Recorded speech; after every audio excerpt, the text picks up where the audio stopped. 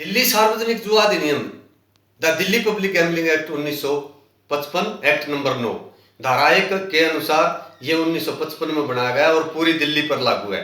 धारा 2 के अनुसार डेफिनेशन परिभाषा बताया है कि गैम्बलिंग में क्या क्या आएगा, अर्थात किस प्रकार का कार्य जुआ कहलाएगा। तो इसमें बताया है कि चाहे कोई किसी भी प्रकार से दाव लगाए या यानी कि हार जीत की शर्त किसी फायदे के लिए लगाए तो वो जुआ कहलाएगा, सिवाय घुड़दौड़ की जिसको सरकार ने मान्यता दे रखी हो।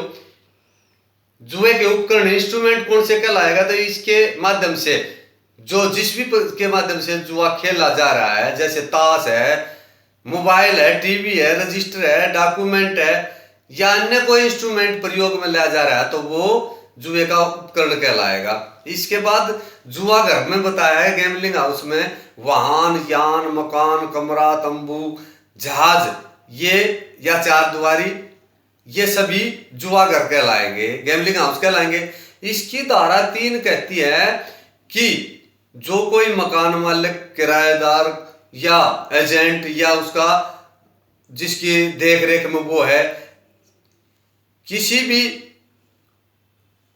जगह कमरा है, वाहन है, यान, मकान, तंबू, इन जगह अगर खिलाएगा या कोई उसको ऋण उपलब्ध कराएगा, उधार देगा, सहायता करेगा तो वह कम 6 माह तक की सजा और 1000 रुपए तक का उसको जुर्माना होगा। यानी कि धारा 3 मकान मालिक के ऊपर लगती है। धारा 4 वहां पर जो भी हाजिर पाया जाएगा, धारा 3 के अनुसार बताया है जो कि मकान, यान, वाहन, तंबू, कमरा, जहाज इनमें जो भी हाजिर मिल जाएगा वो सारे के सारे यूं समझे जाएंगे कि जुआ खेल रहे थे, बशर्ते कि उसके नौकर या पत्नी या बच्चे जो उसमें इन्वॉल्व ना हो। अगर धारा 4 में वहां पर जो भी हाजिर मिला है तो ऐसा समझा जाएगा कि जुआ खेल रहा था और उसको 3 माह तक की कैद और 500 रुपए तक का जुर्माना होगा। धारा 5 में बताई है जो कोई किसी ने पुलिस अफसर को ऐसी इतला मिल जाए, सूचना मिल जाए, किसी ने बताई है अगर भी फला जगह पर जुआ होता है या जुआ हो रहा है तो ऐसी जगह पर उनको पकड़ने के लिए, उनको गिरफ्तार करने के लिए, रेड हैंडेड पकड़ने के लिए एसआई रैंक कम से कम जाएगा और जो वो सर्च वारंट लेकर जाएगा। एसआई रैंक से नीचे का अधिकारी वारंट के साथ भी वहां रेड नहीं डाल सकता, बिना वारंट के डीसीपी रेड डाल सकता है। ये धारा 5 ने बताया है।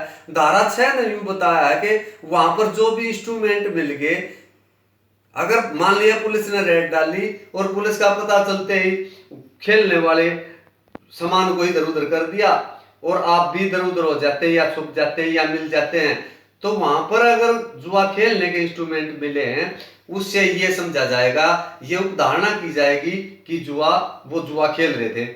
उसके बाद वो खेलते हुए मिल गए तो धारा 7 का उन तो नाम पता पूछने लगे, एड्रेस पूछने लगे, तो किसी ने कुछ बताया, किसी ने कुछ बताया, यानी कि सही एड्रेस नहीं बताया तो धारा 7 कहती है कि 500 रुपए तक का जुर्माना और ना भरने पे 1 माह तक की उसको कैद हो सकती है।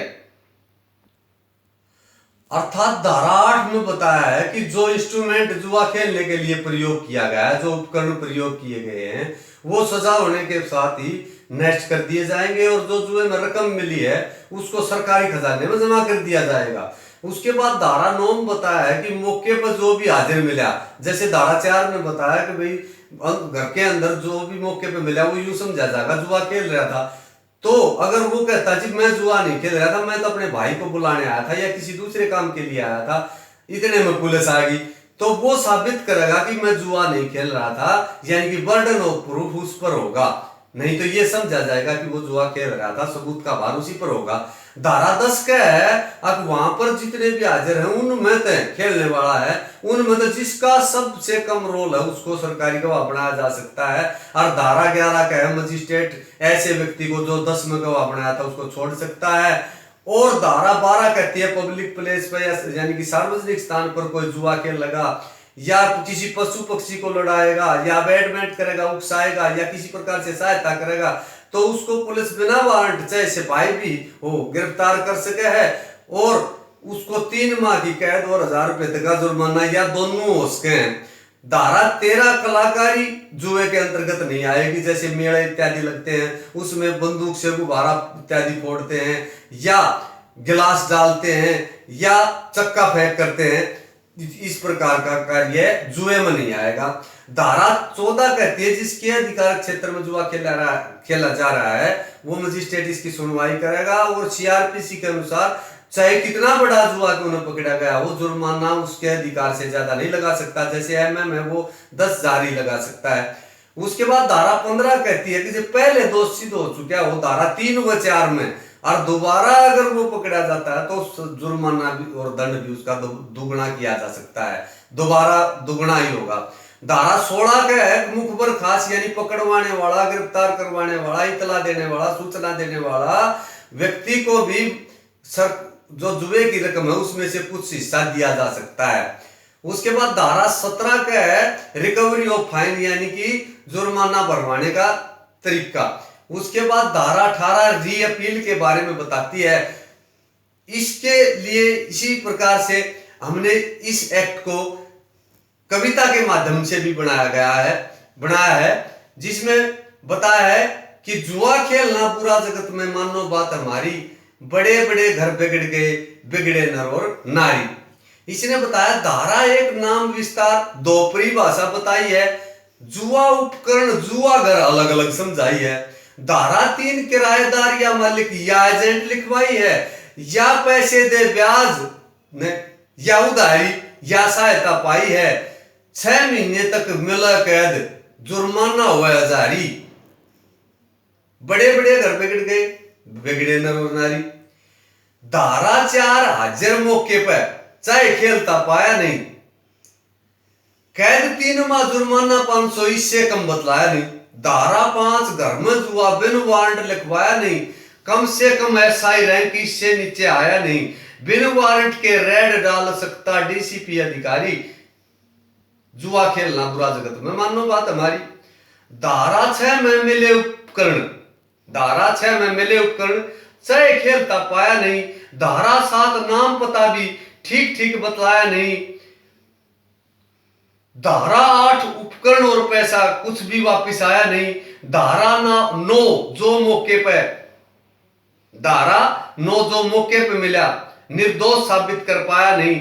धारा 10 में रोल हो थोड़ा, धारा 10 में रोल हो थोड़ा गवाह बना सरकारी, जुआ खेलना बुरा जगत में मानो बात हमारी, बड़े बड़े घर बिगड़ गए बिगड़े नर और नारी। धारा 11 फेर गवाह को छोड़ा हुक्म सुनाया है। धारा 12 सार्वजनिक स्थल पर जुआ खेलता पाया है या पशु पक्षी की करा लड़ाई या उपसाता पाया है, बिन वारंट गिरफ्तार करके थाने में ले आया है। 13 में जुए के अंदर शामिल ना कलाकारी, जुआ खेलना बुरा जगत में मानो बात हमारी, बड़े बड़े घर बिगड़ गए बिगड़े नर और नारी। 14 में सुनवाई किसके कौन विचारण करता है। 15 में दोबारा अपराध दंड दोगुना भरता है। 16 में मुखबर खास जेब रकम से भरता है। रामवीर का गांव पिलाना बदनामी से डरता है। सत्यमान का